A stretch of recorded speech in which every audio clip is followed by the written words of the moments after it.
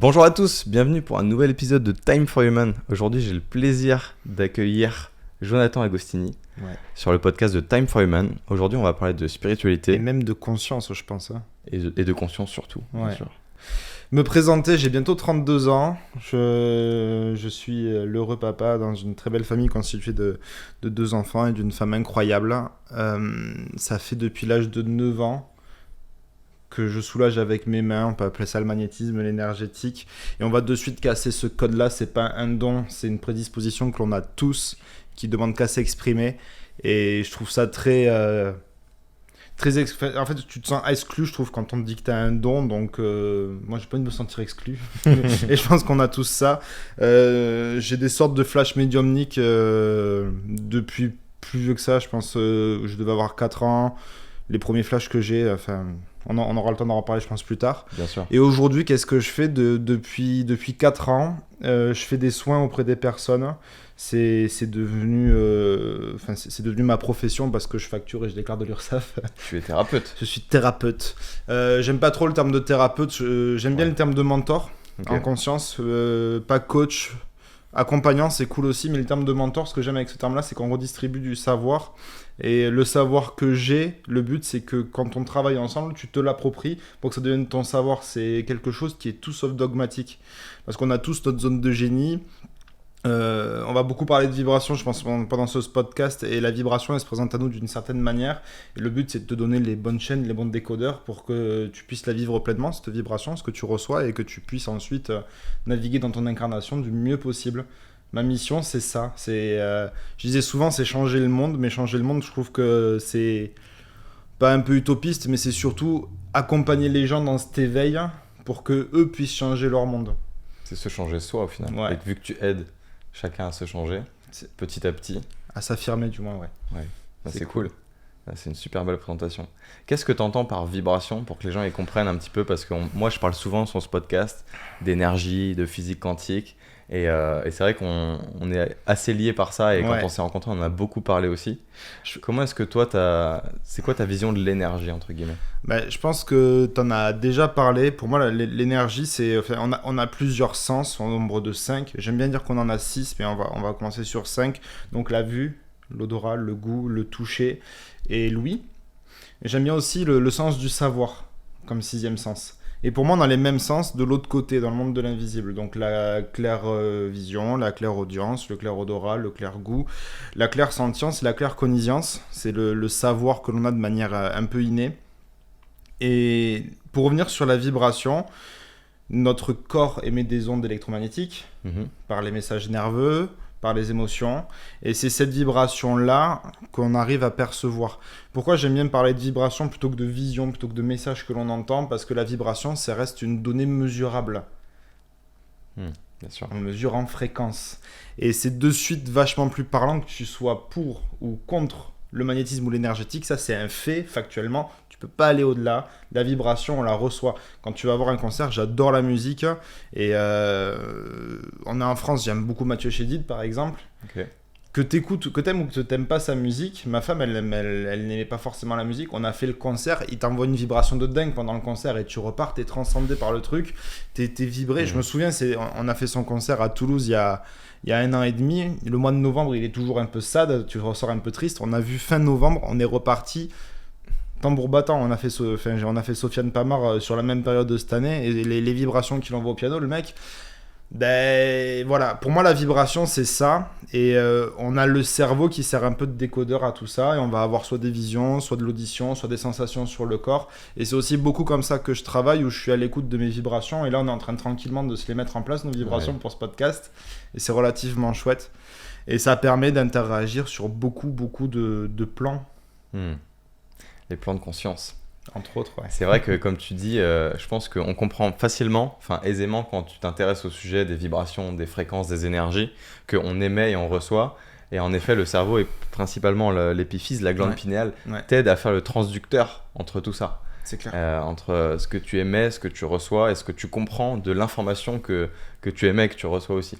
Et surtout, ce terme-là de vibration, ça permet d'être audible. En fait, je vais pas me pousser un coup de gueule, mais c'est des choses qu'on se dit souvent. J'adore mes confrères qui parlent d'anges, de spiritualité, d'entité, de tout ça, mais c'est leur cerveau qui analyse ça comme ça parce que c'est rationnel, ça les rassure.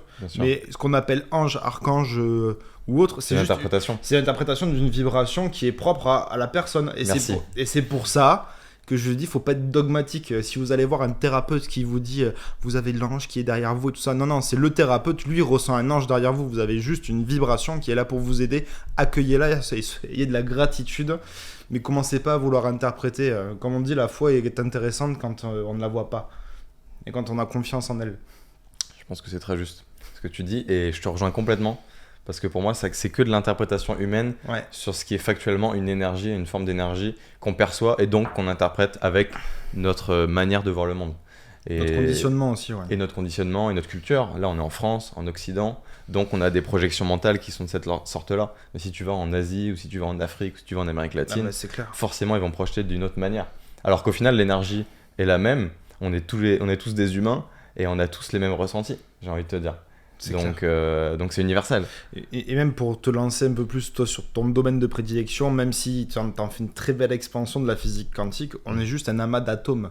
Bien sûr. Et les atomes, pour que ça soit solide, pour qu'on soit à l'état solide et à la fois à l'état liquide et parfois même à l'état gazeux en même temps, s'il n'y a pas de vibration qui tient tout ça... On est bien d'accord. Et qu'est-ce qui sous-tend tout ça aussi ? C'est la conscience. Parce que quand tu mets de l'intention, c'est là que la matière s'agglomère et que quand tu mets vraiment une mesure, c'est là que ça fige en fait. Exactement. Après, on va pas repartir là-dedans parce que moi, ça me plaît trop les explications, mais oui. Et je pense que tu as une approche qui est, comme tu l'as dit, non dogmatique dans ce que tu fais, qui est très éclairée, je trouve, parce que tu as beaucoup de hauteur. Je te fais un compliment, je te mousse un peu, je te fais mousser. Mais c'est vrai que pour ceux qui connaissent pas Jonathan, c'est quelqu'un qui travaille de manière très qualitative, qui est dans son domaine depuis un paquet d'années, parce que tu l'as dit au début, depuis que tu as 9 ans, tu es éveillé à ces sujets-là, entre guillemets. J'ai même commencé, en fait c'est à partir du moment où j'ai compris et j'ai eu la chance d'avoir un cercle familial qui m'a quand même écouté et m'a dit si tu veux tel livre, on va te le prendre et tout ça. J'ai quand même cette chance-là d'avoir été écouté là-dessus. Et j'ai beaucoup fait d'arts martiaux. Quand tu écoutes les mangas, enfin quand tu lis les mangas et que tu as un imaginaire très développé entre les jeux vidéo et tout ça, tu te poses des questions et tu te dis pourquoi pas moi quoi. Et au fur et à mesure, je me suis renseigné sur la respiration, la méditation, la sophro, le reiki et tout ça. Après, je l'ai un petit peu mis de côté. Parce que je suis tombé sur une personne qui m'a dit à 19 ans, après une séance, t'es personne pour me dire ça, j'ai 50 ans, tu connais rien à la vie. Donc à cette époque-là, j'étais pas armé pour répondre. J'avais pas le vocabulaire, j'avais peut-être pas l'expérience de vie ou peut-être pas juste les couilles tout simplement de lui répondre. Et c'est ok. Mais ça m'a permis de basculer dans un autre métier qui m'a un peu sauvé la vie, qui est la restauration, que j'ai pratiqué pendant presque une belle dizaine d'années. Et ce qui était cool, c'est que je pouvais être qui je voulais, en fait, devant tout le monde. Et surtout, je pouvais être qui je ne voulais pas. Enfin, je pouvais sortir un peu ce côté où la société n'a jamais été faite pour moi. La case où très vite on me dit que t'es en avance, t'es surdoué. En fait, c'est des termes qui te mettent dans des cases. Aujourd'hui, toi comme moi, on travaille là-dessus, sur le HPI, le THPI, les formes de TDAH. Encore une fois, c'est des cases. Ça ne veut pas dire que t'es intelligent, ça ne veut pas dire que t'es en avance, ça veut pas dire que tu es surdoué, ça veut juste dire que tu as un mode de fonctionnement qui est différent. Et que la société elle est calibrée pour un seul type de personne. Et je veux pas faire le conspi, mais un peu quand même, où on nous rentre dans un conditionnement très vite. Et qui convient à certaines personnes et c'est cool. Mais les personnes à qui ça convient pas et qui veulent faire autre chose, voilà. Et toi, ça tu l'as découvert assez tôt au cours de ta vie, ce côté, ton propre mode de fonctionnement et la manière dont tu... Ouais, je l'ai découvert assez tôt, mais je l'ai tué en fait. Tu l'as tué ? Ouais, parce que c'est complexe quand tu es dans un milieu scolaire de te dire... Enfin voilà, où tu te dis... je suis dans un modèle qui met en avant la mémoire et pas l'intelligence ou la logique. Et moi déjà, juste là, je trouvais ça pas juste. Et ça, c'est un gros problème que je travaille encore au quotidien, c'est cette forme d'injustice qui... Ça me prend aux tripes. Et je le vois avec les petits. Notre grand, il a un peu plus de 2 ans. Et déjà, juste à la crèche, Enfin, on l'éduque sur des basiques, merci, au revoir, tout ça. On l'éduque aussi sur le fait que si t'as pas envie, t'as pas envie. Si tu veux pas faire de bisous, tu fais pas de bisous. Si tu veux pas dire bonjour, enfin, t'as les formes de politesse, mais ensuite t'as quand même ton espace secret à toi. J'ai pas le terme qui vient parce qu'on est en train de parler d'autre chose, mais le but c'est qu'ils se sentent le plus libre possible, à l'aise. C'est pas ceci, bon, c'est pas grave, ça revient. Non, mais c'est en lien avec ce qu'on disait. Mais c'est ça. Et il a réellement fallu que j'ai trouvé des combines jusqu'à l'échec scolaire au lycée. D'accord. Tu t'es retrouvé en échec scolaire à cause justement de tes capacités. Échec scolaire, j'étais à la moyenne si tu veux, mais tu sors des standards 15-16 quand tu tombes sur la moyenne. Après, je suis allé en prépa. J'ai fait une année blanche. C'est-à-dire que j'ai vu qu'au premier concours, je réussissais à finir. Au premier concours blanc, j'ai fini dans les 20 premiers. J'ai fait c'est bon, ça passera. C'est pas passé. Ouais, t'as pas bossé quoi. Pas bossé. Je me suis dit bon, c'est passé au concours classique. Blanc. Et après, j'ai fait. Je suis parti en STAPS. Donc c'est la fac de sport. Je suis allé qu'en sport. 6 mois. Et après, j'ai fait fuck. Ouais, donc quand même, ça te joue des tours. Moi aussi, tu sais que moi, j'ai failli rater mon bac comme ça. Comme toi, l'année blanche, je me suis dit, j'ai pas bossé de l'année, j'avais 14-15 de moyenne en physique. Bac S. Et puis je me suis rétamé au bac. Et puis je l'ai eu au rattrapage. Mais ça, c'est classique, je pense, des gens qui ont un peu des facilités ou qui sont surdoués et qui se disent, tout roule, je comprends vite, il y a pas de souci à analyser et tout. Je relis pas trop, etc. Ouais, non. Si t'as des facilités, c'est jamais un bon conseil. Bosse. Plus tu bosseras, plus tu auras de capacité, plus tu pourras faire ce que tu veux. Ouais, c'est vrai. Surtout qu'après, ça nous mène à notre sujet quand même, qui est la spiritualité et la conscience. C'est que au plus tu arrives à être sérieux dans la manière dont tu développes tes capacités, entre guillemets, à bosser sur toi, et au plus tu vas avoir des ressentis, au plus tu vas avoir des informations, et au mieux tu peux aider les gens. Et encore une fois, quand tu dis ça, ce qu'on comprend pas aussi, c'est que notre corps, notre matière, c'est le véhicule spirituel le plus puissant que l'on a. Notre cerveau, nos muscles, notre tout. Si on prend pas soin de son corps, et là on va pas dire qu'il faut manger 5 fruits et légumes par jour, mais entre guillemets, il faut bien bouffer, il faut bien dormir, il faut s'hydrater, faire un peu de sport, faire de la méditation. C'est des choses qui paraissent simples, mais on se rend pas compte à quel point la réussite est facile quand on est discipliné. Je suis d'accord avec toi. Je dirais même que c'est une citation que j'ai entendue il y a pas longtemps. On fait tous attention à ce qu'on mange, mais on fait pas attention à notre hygiène des pensées. C'est-à-dire qu'on consomme par jour les réseaux sociaux qui nous abreuvent de pubs en tout genre, de gens qui racontent leur vie, d'informations inutiles, et c'est de l'infobésité qui rentre dans notre tête en permanence et qui nous crée des pensées parasites. Et surtout... Et la méditation, c'est c'est vraiment la manière de nettoyer, de mettre en mode à plat tout ça, et voilà, de faire un peu de l'hygiène de pensée, quoi. C'est important, je trouve. Et là où je te rejoins, c'est que quand t'es dans des cas de TDAH, HPI, tout ça, l'infobésité, ça t'arrive très vite. Et je le vois. Des fois, je commence à prendre mon téléphone et aller sur les réseaux et je fais, est-ce que ce que tu es en train de faire est en train de t'apporter de la valeur ? Complètement. Et il y a des infos qui t'apportent de la valeur. Tu peux avoir un truc de dev perso qui va t'impacter, et ces impacts-là qui va te mettre en marche sur d'autres choses. Et je suis un grand fan de sport, et quand je commence à lire des lignes de stats de basket de NBA, je fais John là. Tu te perds. Stop. T'as vu les résultats que tu voulais voir. Michael Jordan, c'est fini. Il n'y en aura pas un deuxième. C'est sûr. Non, mais après, les personnes un peu neuroatypiques qui ont un fonctionnement avec des pensées en arborescence peuvent tout de suite partir là-dedans et se laisser perdre. C'est pour ça que la méditation, la respiration, la sophrologie, tout ce qui t'aide en fait à générer un flot de pensée un peu mieux ordonné, un peu plus calme, t'aide à recentrer, quoi. Et toi, tu pratiques aussi un truc super intéressant que tu pratiques très bien, c'est l'hypnose. J'aime bien quand on fait de la télépathie. J'allais justement t'en parler. C'est aussi pour ça que quand je me suis remis sur mon chemin il y a un peu plus de 4 ans, je me suis formé sur d'autres méthodes, donc hypnose, PNL et dev perso. Et j'ai une pratique assez atypique de l'hypnose que tu connais, où le schéma classique de l'hypnose, c'est tu fais ton pré-talk avec ton client.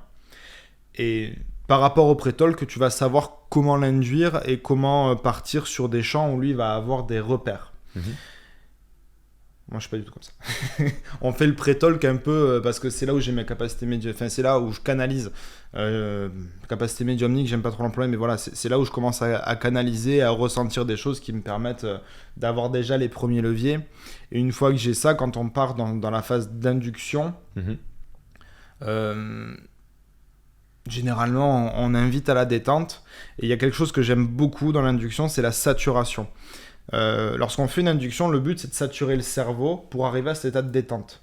Et c'est quelque chose que je fais le soir, moi quand je réfléchis trop, je me sature le cerveau. Je ne conseille pas de le faire parce que c'est pas du tout bon pour les neurones. Mais je me sature le cerveau pour justement le couper. Et ben en hypnose, il y a plusieurs méthodes pour couper et passer en transe. Moi, généralement, vous l'êtes avant. Mais j'aime bien saturer l'essence par la respiration. Et l'avantage de la respiration, c'est que c'est un réflexe archaïque. Physiologique. Et physiologique, ça fait partie de nos 4 besoins de survie. Et c'est le premier, c'est le plus important. Dès qu'on arrive, on respire pas, on a 4 minutes. Hein. On meurt. Ça oxygène plus le cerveau et boum. En fait, Tout simplement. Et par la respiration, en fait, la personne se concentre sur toutes les fonctions respiratoires. Donc l'oxygénisation du corps, des organes et tout ça, et quand je lui demande juste de se concentrer sur l'oxygénisation de tous ses muscles, ben juste là, ton empan de concentration, il est pété. L'empan de concentration, parce qu'on se focalisait suivant les personnes que l'on est, entre 4 et 10 choses, si je ne me trompe pas, plus ou moins 3, hein, parce qu'il y a la couleur, il y a le son, il y a le côté kinesthésique. Là, je sens que j'ai la table qui me touche, mon petit gras avant le marathon. Là, tu vois, je sens le toucher de mes vêtements, mais si je m'y concentre plus, je vais plus le ressentir. Et c'est exactement ça. Le but, c'est de saturer. Et quand je demande à te concentrer sur tous les organes et tous les muscles en même temps, bah, ton empan, si tu es quelqu'un de normalement constitué, a priori ça te satellise de suite. Et après tu pars en approfondissement et la personne se connecte ou soit s'élève spirituellement. Quand je dis s'élève, ça peut correspondre un peu à du voyage astral. Elle va naviguer dans son esprit, dans sa psyché, sa conscience à l'intérieur ou à l'extérieur d'elle. Soit juste dans un état de détente le plus total et profiter du moment. Ouais, tu nous l'avais fait expérimenter pour la petite info. Donc comme tu l'as dit, tu es de Toulouse. Là, nous, on est en région parisienne. Et en juillet 2023, il m'avait invité pour qu'on fasse une conférence conjointe donc, sur la conscience à Toulouse. Et on avait fait à la fin de la session un petit moment d'hypnose où c'était toi donc, qui guidais les reines. Et on était une vingtaine de personnes et c'était beau parce que ça avait vraiment créé un égrégore où on avait vraiment voyagé. Et après, on avait échangé avec les personnes pour savoir comment elles se sentaient. Et c'était vraiment une belle expérience d'avoir fait vivre ça aux gens. C'est clair. Après la conf. Et ce que j'aime bien avec ce type... plutôt qu'à employer le terme hypnose, j'aime bien employer le terme de conscience modifiée. Parce que... Bien sûr. En fait, il y a un terme qu'on a... C'est péjoratif certains, c'est dans l'esprit des gens. C'est pas que c'est péjoratif, mais il y a un terme qu'on emploie en hypnose qui est la transe. Et je trouve que la transe, c'est un sujet qui est mal maîtrisé par les personnes novices. Trans, ils vont de suite penser aux chamans, à des choses où les gens tremblent, ils ont des yeux comme ça. Alors pas du tout. Ça peut arriver. En état profond de conscience modifiée. En état profond de conscience, c'est des choses qui peuvent arriver, ou quand tu fais de très gros nettoyages vibratoires. Mais les premiers steps sont beaucoup plus doux. Les premiers steps, c'est quand même... On reste quand même sur de la détente, sachant que la première transe que vous vivez, et là je fais un clin d'œil à Edouard et Seb, mes formateurs en hypnose, le premier état de transe que vous vivez, les amis, c'est quand vous êtes en train de conduire et que vous ne voyez pas le temps passer. Ça, c'est de l'hypnose. Donc ne me dites pas que vous n'êtes pas réceptif. On a toujours eu des moments où on est un peu dans la lune et la vie se passe. Ça, c'est de l'hypnose. Donc on est tous réceptifs. Et partant de là, la transe, pour revenir sur notre conférence, et la conscience modifiée, c'est ce qu'on a fait expérimenter. Et ça permet d'aller travailler sur différentes strates. Le fait de le faire à plusieurs, ça amplifie encore l'énergie vibratoire. D'ailleurs, je pense que c'était bien. C'était bien. On était une petite vingtaine. Ça a duré 20-30 minutes, pas plus.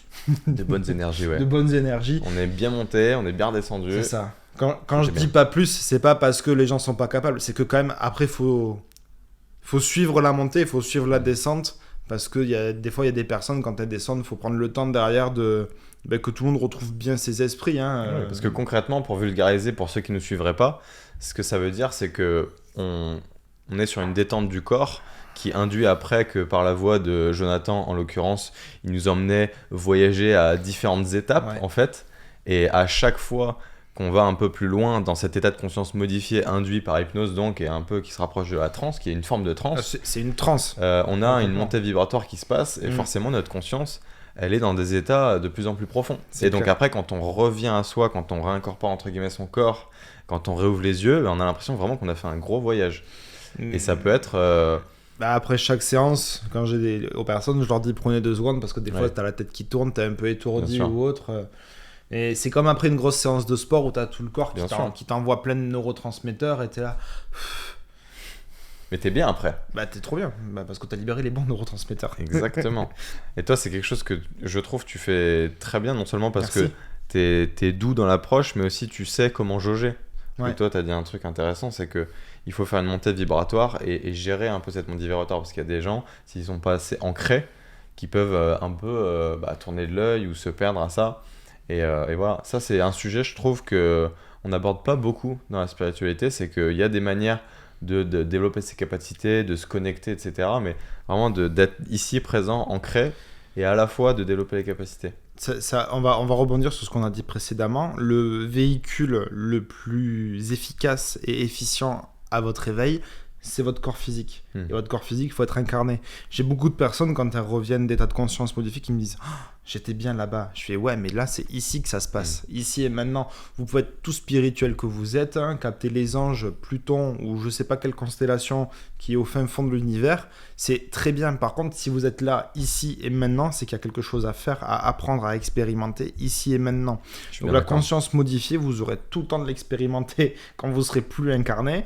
Ce qu'on appelle la mort, mais si vous êtes là, ici-bas, c'est qu'il y a quelque chose à réaliser, à expérimenter, et il faut vivre le truc à fond, parce que de l'autre côté, tout ce qui va être les plaisirs physiques, comme la nourriture, le sport, le côté tactile ou autre, on l'expérimentera plus de la même manière. Les émotions. Et les émotions.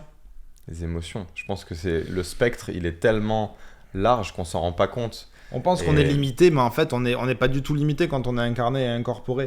Et il y a beaucoup de mes confrères qui prônent ce côté très spirituel ou tout ça. Non, vous êtes là, ici et maintenant, profitez de ce que vous avez à profiter.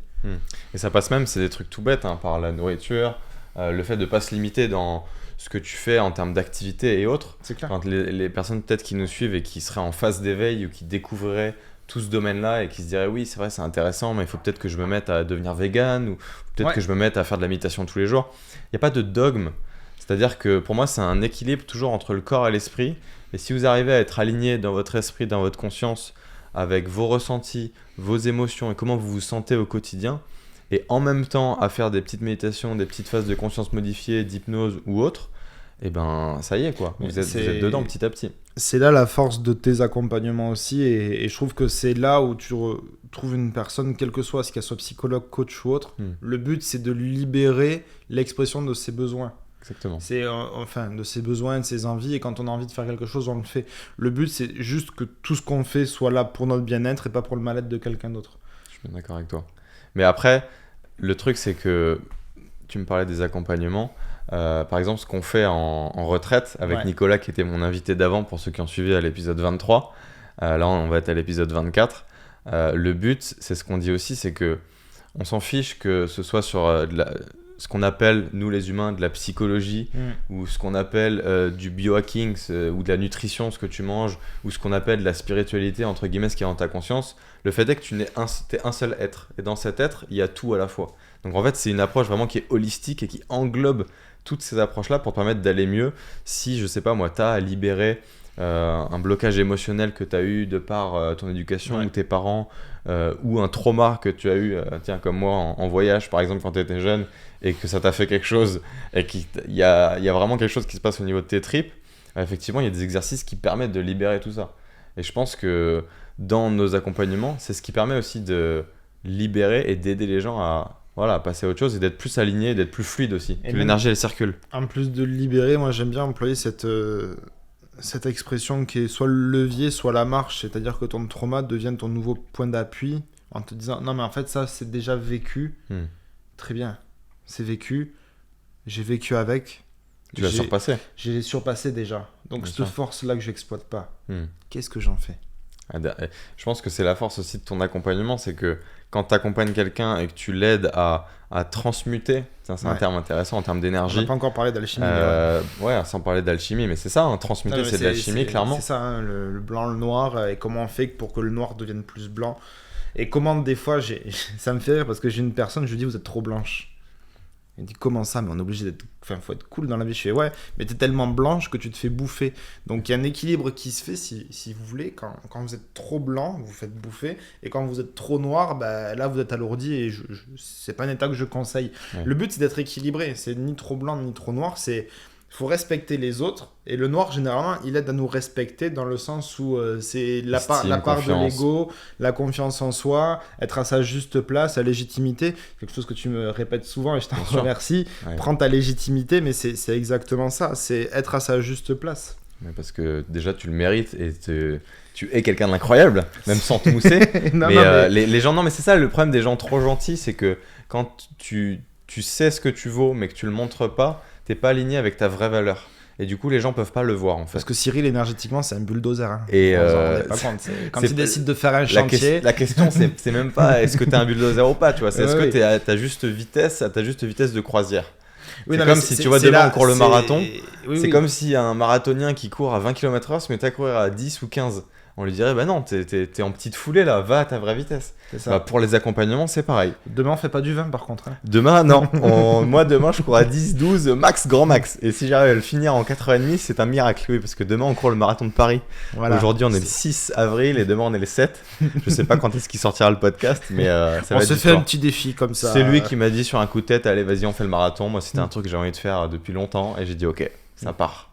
Mais on digresse. C'est ça. Et je sais plus de quoi en parler, oui, d'accompagnement, d'énergétique. Et d'alchimie, de transmutation. C'est ça. Et tu passes du plan en or à l'échelle de tout ce que tu transmutes, des émotions, des traumas, etc. Ce qu'on fait par rapport aux accompagnements, c'est un peu la voie spirituelle de l'alchimie. Il y a 3 voies qui existent en alchimie. Il y a la voie minérale où on a vraiment de l'antimoine, on passe du plomb en or. Bon, j'ai pas encore trouvé, mais certains l'ont déjà fait dans l'histoire. Il y a des preuves. Ça existe apparemment. Il y a la voie végétale où c'est l'exploitation des végétaux. Et il y a, j'ai que son prénom, c'est Hildegarde dans les années 900 qui a sorti des traités de médecine où elle parle beaucoup de l'épeautre et pour comment soigner avec les plantes. Et tu as la voie spirituelle qui s'apparente à la méditation, à la montée vibratoire. Et c'est celle-ci qu'on pratique en accompagnement. Quand on fait ce travail sur soi, c'est comment on transforme le plomb, on évacue le soufre, cette souffrance qu'on a en nous, et de cette souffrance-là, comment on en fait quelque chose. C'est beau. Je me suis dit, tu vas nous faire une conférence à la Buresténas, langue des oiseaux. Tu fais des conférences là. Ça t'arrive des fois de faire de la vulgarisation sur les mots et l'impact des mots et de... Parce que c'est vrai que... Je le fais beaucoup en séance parce que c'est un des axes de la PNL que j'aime exploiter sur ta programmation. La vie, c'est là où on va refaire le lien avec l'alchimie. Pour moi, le bien et le mal, c'est quelque chose qui n'existe pas. C'est des perceptions. La dualité, et vu la situation mondiale actuelle, faut quand même être assis pour pouvoir dire que le bien et le mal n'existent pas. Ouais. Mais malheureusement, c'est le cas. Il y a des... Faut prendre beaucoup de hauteur. Voilà. Faut prendre beaucoup de hauteur. Mais oui. On n'est pas là, on ne doit pas être dans le jugement. Exactement. Partant de là, le bien et le mal n'existent pas. Donc ça veut dire qu'une vibration est forcément positive. Quand on la mesure sur une fréquence négative, ça n'existe pas. Donc, lorsque l'on s'exprime, la négation dans une phrase n'est pas captée vibratoirement. Je dirais métaphoriquement que l'ombre, c'est une absence de lumière. Le froid, c'est une absence de chaleur. Oui. Il n'y a pas de négatif. On peut. C'est mieux vulgarisé encore. Et quand j'ai une personne qui me dit face à moi, mais je veux pas ci, je veux pas ça, ben, vibratoirement, elle attire le je veux ci, le je veux ça. Et c'est là où la première vulgarisation, alors sans parler du langage des oiseaux du coup, mais la première vulgarisation de l'impact des mots, ça part de là. Je ne veux pas me retrouver dans cette situation, mais si tu te le répètes tous les jours, mon grand, ça va arriver. Ouais. Parce que c'est la vibration. Tout simplement. C'est souvent ce que les gens peut-être se méprennent sur la loi de l'attraction et tout ce qui est un peu new age là-dedans. C'est que c'est une chose de dire je veux ça. Mais si au fond de toi, tu sens que tu ne l'attires pas parce que tu ne le vibres pas, c'est comme si tu voulais, je sais pas moi, atteindre une cible et que tu tirais dans l'autre sens en fait. Oui, c'est sûr que tu tires, mais tu tires dans l'autre sens. Pas de problème là-dessus. Et c'est un peu ça qui est important à comprendre. Je pense que quand on veut quelque chose, il faut être dirigé vers son objectif et vibrer à la fréquence pour matcher la fréquence. Et après, c'est là que on ça attire rentre on attire les mêmes fréquences. en réalité, en fait. Et que tu as des synchronicités, et que tu as des rencontres, et que tu as des opportunités qui se débloquent, et puis des choses formidables qui t'arrivent. Tu sors de chez toi, tu rencontres des gens, t'as l'impression que tu les connais depuis 15 ans, alors que t'achètes le pain juste derrière eux, quoi. Moi, ça m'est déjà arrivé. Et tu te dis, mais cette personne était destinée à me rencontrer, ou c'est juste que je suis... Voilà, satellisé quoi. Ça m'est arrivé ça à mon dernier service que j'avais en restauration, parce que pendant le Covid ça a été un peu chaud, j'ai rebossé, j'avais repris un contrat, et le dernier service je rencontre une personne qui aujourd'hui, mes enfants l'appellent Tata quoi, et son mari l'appelle Tonton. C'est beau.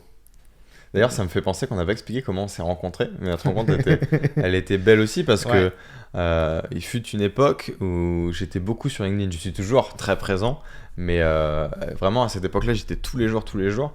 Et c'est par l'intermédiaire de Christina Varroquier. D'ailleurs, je lui fais un coucou. C'est une confrère aussi qui travaille sur tout ce qui est transgénérationnel, etc. Accompagnement. Qui fait du joli travail aussi. Qui fait un très très beau travail sur les émotions, etc. Et qui fait des voyages aussi en Amazonie. Donc big up à elle, allez voir son travail, Christina Varroquier, qui m'avait envoyé un message et qui m'avait dit « Tiens Cyril, il y a un gars, faut que tu ailles lui parler absolument, il est sur LinkedIn comme toi, il parle de la conscience, il est dans la spiritualité, il fait des accompagnements. » Et c'était l'année dernière, courant, je sais même pas, début de l'année, en avril, avant qu'on rentre dans le vif du sujet et qu'on attaque. Et après on a tout de suite été proches parce que forcément, ton énergie, ta vibration a collé avec la mienne. Et j'ai adoré ta manière d'être en fait. C'est un peu ce qu'on appelle le qu'il en soit ainsi quoi. Ouais, c'est ça. C'était évident. C'était écrit limite. On n'aurait pas pu faire autrement. Non. Ça m'étonne pas du tout que, tu vois, 1 an après notre rencontre, on soit là à faire un podcast et que peut-être dans le futur on organise des retraites parce que c'est en train de se discuter là, en off, tu vois. On va organiser des retraites. Ça viendra parce que j'ai vraiment envie qu'on fasse quelque chose ensemble. J'ai vraiment envie qu'on accompagne des gens ensemble. Entre toi, ce que tu proposes, moi, ce que je propose, ma manière d'être, qu'on associe nos deux énergies et qu'on permette aux gens de profiter de ça, quoi, en fait, tout simplement. Ouais, et puis c'est... Encore une fois, il y a une différence entre profession et mission, et quand tu te sens habité d'une mission aussi importante que l'idée de changer le monde ou de faire éveiller les gens, aller à la guerre seul... C'est compliqué. C'est complexe. Et faut trouver... suicidaire, déjà, même. C'est un sport collectif, en fait, qu'on est en train de réaliser. Et... Complètement. Et pour reprendre la métaphore du marathon de demain, même si on va peut-être avoir des moments où on va pas se suivre ou autre, on sera là vibratoirement à s'envoyer du flow. Et... Tu m'enverras de la force quand tu passeras la ligne d'arrivée en premier. Parce que toi, lui, il a déjà fait un marathon. Mais moi, j'en ai pas encore fait. Physiquement parlant, si tu veux, il y a 20 kilos d'écart. Je vois pas de quoi tu parles. Oui, je suis un peu plus léger que toi. Mais il y a pas la main super charpente à faire bouger. Ça, c'est parce que tu vas au CrossFit et que tu soulèves de la fonte. Moi, j'ai arrêté de soulever de la fonte. Non, mais blague à part, ce qui est sûr, c'est que... La nourriture dans le sud-ouest n'est pas du tout la même que celle de Paname. Ouais, mais vous, c'est sûr, vous avez le foie gras, vous avez tout ça. C'est ça. Bonjour à la rock d'ailleurs. Le truc name droppé tout à fait. Voilà. Les gens vont se dire c'est une private joke, c'est du foie gras dans le sud-ouest. Exactement. C'est délicieux. Si par magie ils nous écoutent, big up à eux. Non mais du coup, on peut faire un podcast dessus. On se détend un peu. Je sais pas combien de temps ça fait qu'on part. Je vais regarder le chrono, mais ouais, on a parlé de pas mal de choses. Est-ce que tu veux parler de comment toi tu vois les choses pour l'avenir? Et au sens plus large, en dehors de plus volet sociétal, tu vois, parce que là on était dans le vif, on parlait d'hypnose, on a parlé de conscience modifiée, on a parlé un peu de respiration, on a parlé de toi, ce que tu accompagnes et comment tu fais. Comment est-ce que toi, c'est quoi ta vision un peu des années à venir, et comment est-ce que tu aimerais, tu parlais de ta mission et que tu te sens que tu es habité par quelque chose, et moi aussi concrètement, parce que c'est un mouvement qui est collectif, c'est pas un individu à droite qui est thérapeute, un individu à gauche qui fait de la physique quantique, qui vulgarise. Il y a vraiment un mouvement qui se fait et qui est naturel vers plus d'éveil des consciences en fait. Ouais, moi l'avenir à très moyen terme, enfin même à très court terme, parce que je pense qu'on est dans une décennie qui est cruciale. J'ai pas envie de parler de guerre ou de mort ou autre, même si c'est sûrement des choses qu'on va peut-être traverser. On n'est pas là pour faire de la voyance à 2 balles. Et juste écouter les infos de temps en temps. Moi par contre ce que je vois, c'est qu'on est de plus en plus proche une explication cohérente de ce qu'est l'énergétique. Et c'est pour revenir un peu au début du podcast où on discutait et où on parlait de vibration. Moi, au début, j'étais hyper content quand on me parlait de dragons, quand on me parlait d'anges, quand on me parlait de trucs qui ont fait mon enfance. J'avais des étoiles dans les yeux. Et c'est des choses que vibratoirement, je ressens. À aucun moment, j'ai le droit de l'imposer à l'autre. Bien sûr. Par contre, ce que je ressens, c'est réellement qu'on est à quelques calculs, quelques découvertes de prouver et de mettre en avant vraiment cette thérapie de soi qui existe. Et quand ça va rentrer dans les mœurs, il va y avoir un vrai basculement. Parce il y aura un avant-après. Il va vraiment y avoir un avant-après. Quand j'étais gosse, à 10 ans, j'enlevais le feu, j'enlevais les maux de ventre, les maux de tête, enfin j'enlevais, attention, je relibérais la personne pour qu'elle déclenche son potentiel de guérison. Tu fais bien de le dire. Un guérisseur n'existe pas. Tu ne fais jamais rien, chacun a sa souveraineté. Tu autorises, tu aides, mais c'est la Moi, personne j'envoie l'énergie pour rééquilibrer, et derrière, c'est le client qui fait son rééquilibrage tout seul. C'est pour ça que des fois, les soins ne marchent pas. Une personne a expérimenté ce qu'elle doit expérimenter. Je ferme la parenthèse là-dessus, mais être à l'écoute de son corps et pouvoir l'expliquer, il y a plusieurs chercheurs qui sont passés à 2-3 encablures d'y arriver. On peut parler d'Einstein, on peut parler de Tesla, on peut parler de De Vinci, on peut parler de Platon, tous ces mecs-là qui ont fait des découvertes relativement fantastiques. Et ils ont tous dit à un moment donné qu'ils étaient connectés. Et aujourd'hui, tous les success builders, mais les vrais, j'ai envie de parler de Naval Ravikant, même Tony Robbins, qui est un mec, c'est le leader mondial de la PNL. Il en fait depuis 40 ans. Il en fait depuis 40 ans, mais ils ont tous le même discours où à un moment donné, il y a de l'inexplicable. Et pour moi, le virage qu'on est en train de prendre, c'est cet inexplicable va être vulgarisé. C'est d'essayer d'expliquer l'inexplicable. Exactement. Parce que quand tu vois la physique quantique, de près ou de loin, tu te dis c'est pas possible. Tu te dis qu'une onde de probabilité, une probabilité d'onde, qu'un atome soit présent à 2 endroits et que quand tu le mesures, il est à un endroit, mais aléatoirement tu sais pas où est-ce qu'il va être, et qu'après il est intriqué, après tu en envoies un à 2 années-lumière et les deux ils sont de l'information plus vite que vitesse lumière, c'est inexplicable. Et pourtant on le mesure et on le prouve et c'est la réalité. Exactement. Et je pense que quand les ordinateurs quantiques vont arriver dans la vie quotidienne des gens, c'est pas tout de suite. Si c'est mis entre mais le jour où ça viendra, on aura une rupture technologique et on passera à un autre level. C'est sûr. Ce sera disruptif. Mais je pense qu'on va le vivre. J'en suis même persuadé. Bien sûr. C'est pas un truc que verront nos enfants, nos petits-enfants. Non, ce sera pour bientôt. Ce sera dans 5-10 ans maximum, je pense. Et couplé à l'IA, ça va faire beaucoup de choses qui vont changer. Parce que imagine la puissance, ne serait-ce que d'un ordinateur quantique couplé à une IA. Si, je te dis, il faut que ce soit mis entre les bonnes mains, c'est toujours pareil. Ouais, ça fait flipper. C'est pas un sujet que j'ai envie trop d'aborder. Non, mais il y a eu Oppenheimer qui est sorti il y a pas longtemps au cinéma. Très bon film. D'un réalisateur que je trouve fantastique, Christopher Nolan, entre Inception, Interstellar et tout ça. Il aborde des choses, même Tenet, dont personne ne parle, mais pour moi, Tenet, c'est un chef-d'œuvre. Mais il faut comprendre. Mais il faut prendre le temps de... Il faudrait des cours de physique avant d'aller voir Tenet pour se dire comment le temps va dans un sens puis dans l'autre. Enfin, c'est des trucs, c'est compliqué à comprendre. Comment la valeur du temps est juste des valeurs qui rassurent l'être humain. Bon, c'est encore un autre débat. Ouais. Mais... c'est ce que je disais, tu sais, dans le podcast d'avant, on disait que le temps est une illusion, que physiquement il n'existe pas. C'est sûr. Tenet est un film qui montre que si on le déroule dans un sens, pourquoi on ne pourrait pas le dérouler dans l'autre sens ? Parce qu'on ne vit pas dans une dimension, on vit dans un espace-temps. Donc en fait, c'est l'espace qui crée le temps, c'est l'espace avec le temps, c'est la relation entre les deux. Donc il a raison de faire ce film. Ce film-là, il est grandiose pour moi. Tu parlais d'Oppenheimer à la base, mais Oppenheimer, c'est un film magnifique. On parlait d'Oppenheimer par rapport aux découvertes, et il y a des découvertes qui sont utilisées à des fins belligérantes, et il faut faire attention à ça, quoi. Ouais. C'est juste ça qui... Le pouvoir, c'est une citation que je fais beaucoup en conférence, je cite Spider-Man, et l'oncle de Spider-Man qui dit de grands pouvoirs impliquent de grandes responsabilités, et c'est quelque chose que j'ai expérimenté parce que au début, quand j'étais pas thérapeute, c'est bien utile de faire du bien avec les mains, tout ça, ça facilite certaines rencontres. Mais il y a 3 lois pour moi qui sont universelles et qu'on doit respecter. C'est l'amour est inconditionnel. Quand vous donnez du love, vous donnez du love. On n'attend rien en retour. C'est pas à condition d'une réaction. On fait pas ça pour avoir quoi que ce soit de l'autre. C'est quand tu donnes du love, tu le donnes. Derrière, c'est pas que c'est perdu, c'est que c'est donné. Et reprendre, c'est voler. C'est quelque chose de gosse, mais c'est comme ça.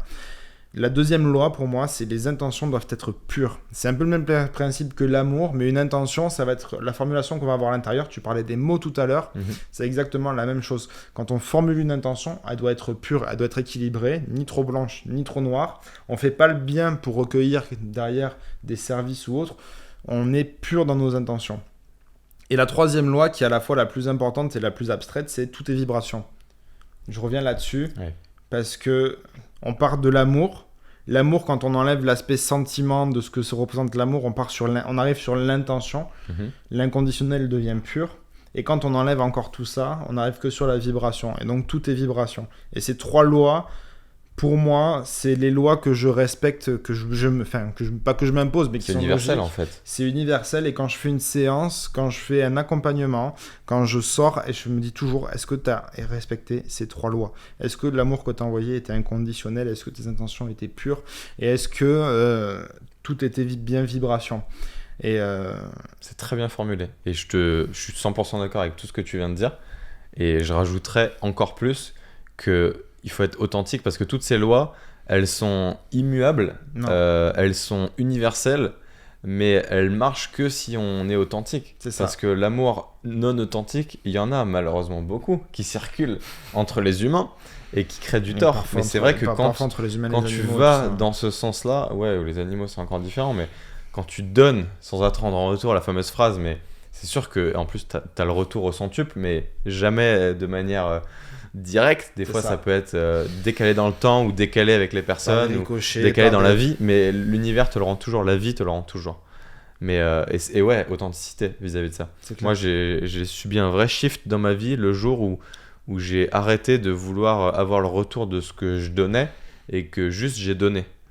Et j'ai vu les retours et c'est là que j'ai eu des belles rencontres comme toi, comme des personnes dans l'entrepreneuriat, comme des gens dans la vie de tous les jours. J'ai trouvé l'amour au plus profond de ma vie en étant en prison en Thaïlande. Donc comme quoi, l'univers des fois te fait un croche-patte et derrière te fait un cadeau. Mais je l'ai raconté, la rencontre de ma femme, c'est le même principe. Hein, ouais.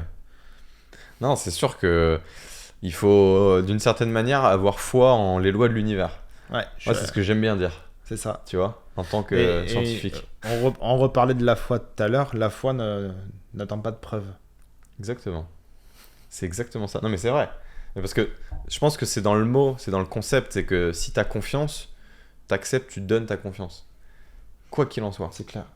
J'ai envie de te parler d'un sujet que j'utilise beaucoup aussi dans les accompagnements sur la partie plus matérielle, plus incarnée. J'aime bien utiliser, on a parlé des animaux il y a quelques minutes, très brièvement. J'aime bien utiliser l'image de l'homme comme un animal pour reconnaître certains biais comme le fait de boire, manger, respirer et perpétrer l'espèce. Comme analyse de certains leviers, de certaines dérives de ces leviers qu'on peut avoir et ça permet de libérer les gens. Qu'est-ce que tu en penses, toi, de ça, de cette approche de l'être humain comme un animal? Moi, j'en pense, c'est marrant parce que tu avais les mêmes sujets d'approche que Nicolas. Je pense que l'animalité de l'homme, elle est intrinsèque à lui, donc on ne peut pas lui enlever sa partie animale. Par contre, ce qu'on peut faire, c'est d'essayer d'être au plus aligné avec ça, entre ce qui est d'ordre vraiment instinctif, donc vraiment les instincts du bas, tout ce qui est très grégaire, de ce que ce soit le social ou pour la reproduction, le sexuel, qui c'est la limite des pulsions, et d'essayer de remonter plus vers les chakras du haut, entre guillemets, les creuser. Esprit. Et ouais, c'est ça, d'être anima-esprit et d'équilibrer entre les deux. Et c'est ça qui est dur, c'est qu'on reste des animaux. On a faim sexuellement, on a faim alimentairement, mais on a faim aussi de connaissances, on a faim de subtil, on a faim d'élévation, on a faim d'amour, de sentiments, de légèreté, de profondeur, de littérature. Enfin, tu vois, on a faim de beaucoup de choses. Et c'est vrai que je pense qu'il faut trouver le juste équilibre entre les deux. Et c'est pas facile des fois. C'est pour ça que c'est important le sport. C'est ce qui est beau dans l'expérience humaine au final. Et le sport, tu vois, d'y aller fort, d'aller au bout de soi-même. Tiens, c'est toi qui me parlais hier en off là, de je sais plus qui faisait des ultra-trails, des marathons. Et ce côté de quand tu cours pendant très très longtemps, il y a un moment donné où ton esprit s'évade parce que ton corps est là. Je vous recommande tu pars. de la lecture de David Goggins, Plus rien ne pourra me blesser. Alors, il a un début de vie très C'est chaotique. une machine, ce gars. Mais qui lui a donné de la force, mais à côté de la force, il a une manière de rentrer dans le flow et d'aller au bout. Et je vous garantis que quand vous courez ou quand vous faites une prépa marathon et que vous dites je suis un peu fatigué, j'ai un petit peu mal là sur le bout de la cheville, et lui en fait il dit allez stop, tais-toi, mets-toi dans le flow et avance. Ouais. C'est parce qu'il a compris justement que quand tu vas dans le flow de la rivière et que tu te laisses aller, et ben c'est bon quoi en fait. C'est ça. Tu sens plus les choses qui vont pas, c'est juste t'es dans le flow et ça va avec le courant en fait. Et je pense que c'est ça qui est beau aussi, c'est que quand t'arrives à... Même comme là, tu vois, on est dans le flow dans un podcast, moi j'ai oublié le temps, parce que je suis les yeux dans les yeux avec toi, on parle de plein de sujets, on est dans le flow. C'est clair. Et quand on découvre cette capacité à se connecter en état de flow, après tout découle et tout paraît simple, que ce soit dans le sport ou dans une discipline quelconque, artistique, dans le travail, sport, tu peux être en flow pour l'état de travail. Même quand tu fais à bouffer au final, parce que tu es dans le flow, tu ressens tes aliments, tu ressens tes trucs.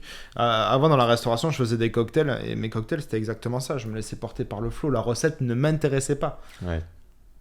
En plus, t'es quelqu'un qui fonctionne bien en état de flow. Non, mais c'est Ma vrai. vie est un flow, de toute façon. Ta vie est un flow dans le sens où t'as navigué, t'es entrepreneur, t'as eu plusieurs entreprises.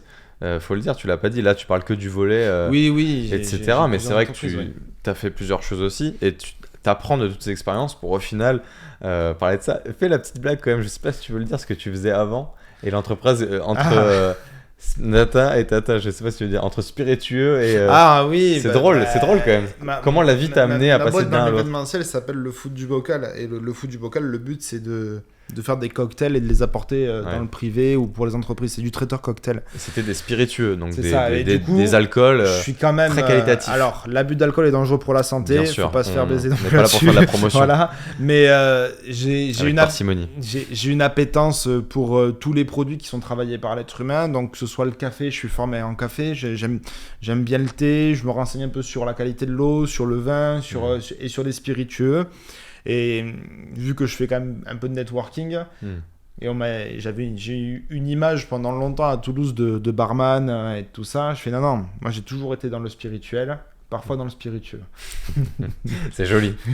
Les mots ont un sens.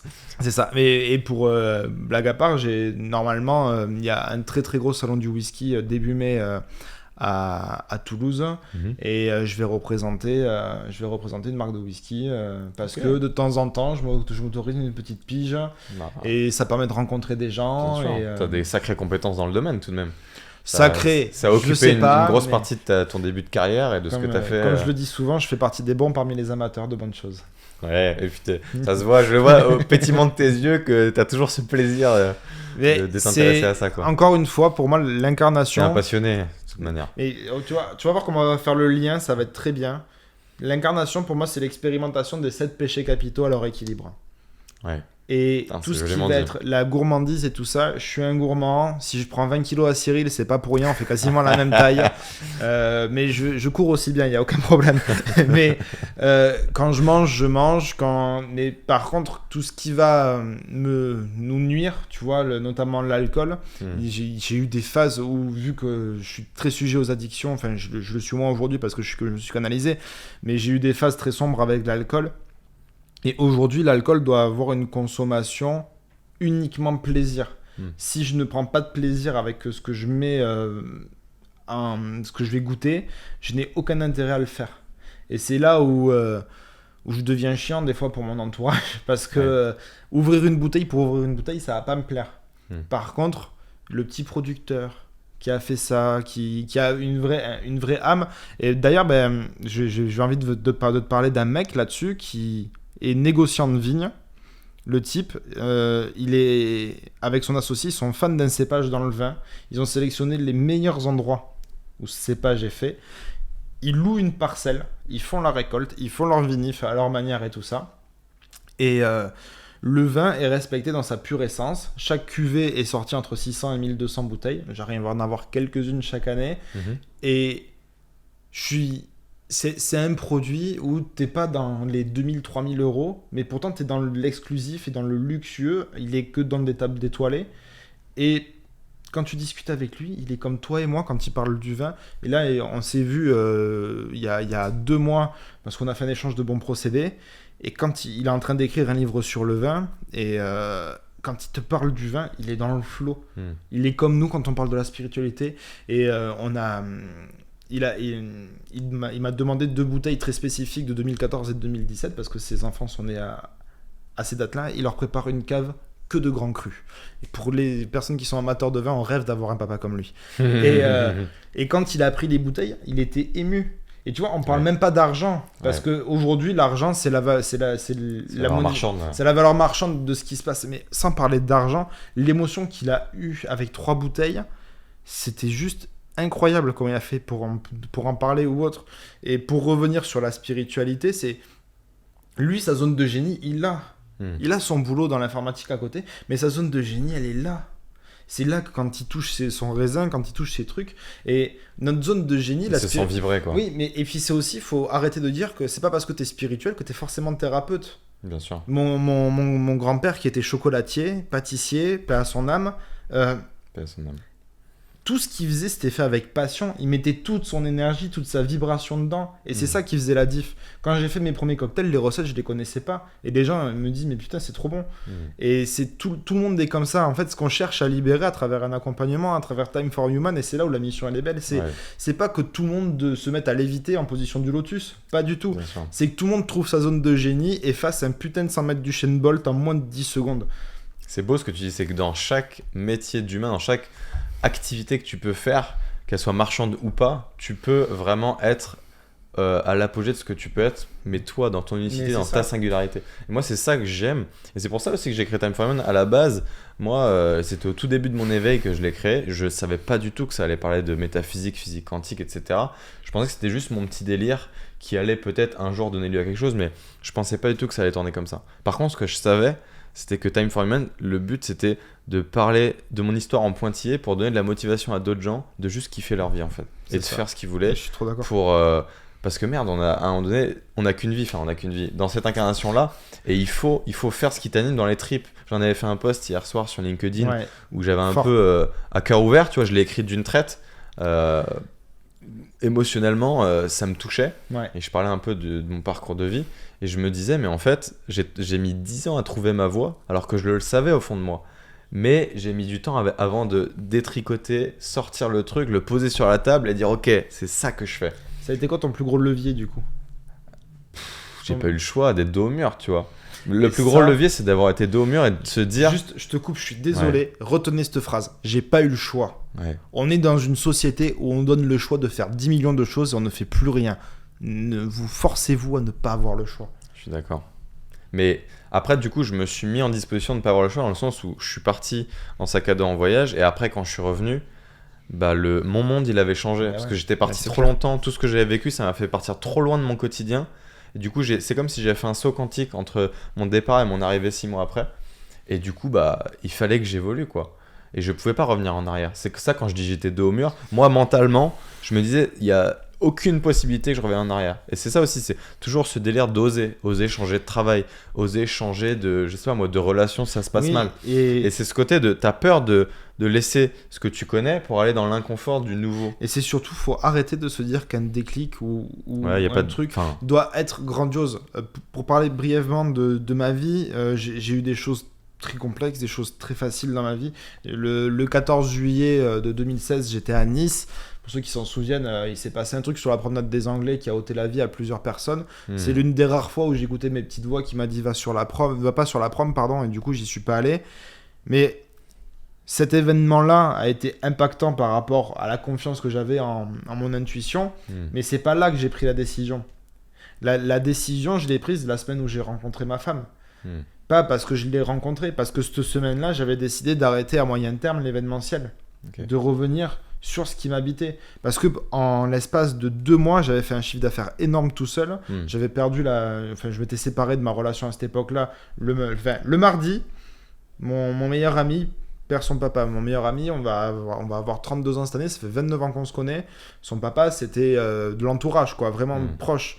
Le mardi, j'apprends qu'il part. Ça faisait 3 mois qu'il était à la retraite. Il a été foudroyé, le pauvre. Et sans ton émotion, c'est fort, c'est fort l'histoire comme ça. C'est un truc de ouf. Et Et en fait, il a passé enfin, j'ai pas envie de parler pour lui, mais il a passé sa vie. Et quand t'arrives à la retraite où enfin on te dit c'est bon, t'es libéré de toute fonction sociétale, eh ben ouais, nique ta race, il s'en va quoi. Ouais. Et le mercredi, je me sépare. Le jeudi, il y a l'enterrement. Et le vendredi, je fais waouh, t'as bossé comme un fou là. T'avais des projets avec une personne, t'as tout qui s'arrête. T'as le papa de Val qui s'en va. Et là, tu fais quoi, toi? Tu vas continuer à courir, à faire des cocktails, à faire 4 heures de route la journée. Il faut savoir que les drogues, j'y touche pas trop parce que ça me plaît pas. Je bois du café, je marche beaucoup à la passion. T'es déjà surexcité, t'as pas besoin. Moi, la dopamine, je la sécrète naturellement.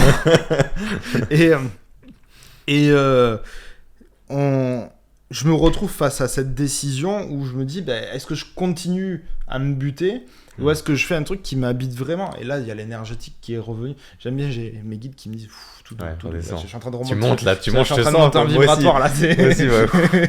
J'aime. Et je prends cette décision et ça c'était le vendredi. Le samedi de cette décision, qu'est-ce que m'envoie l'univers? J'ai raté une presta. J'avais un apéro à servir avant un mariage à 2 heures de route de Toulouse. À 11h, la cliente, elle me dit, vous êtes où? Je fais, c'est demain la prestation. Elle fait, non, c'est aujourd'hui. Je fais, bon, j'arrive. Du coup, client vachement cool, ça s'est bien goupillé. Et le soir, on se croise avec ma femme. Et il n'y a que le mardi d'après où on commence vraiment la rencontre, quoi. C'est beau. Mais l'élément et déclencheur... tout ça dans une semaine. En une semaine, c'est ce que j'appelle ma semaine game changer. Mais un attentat, ça n'a pas suffi. C'est ça que je veux dire, en fait. J'ai vécu un attentat à 200 mètres à vol d'oiseau. Ça n'a pas été assez fort pour me déclencher un déclic.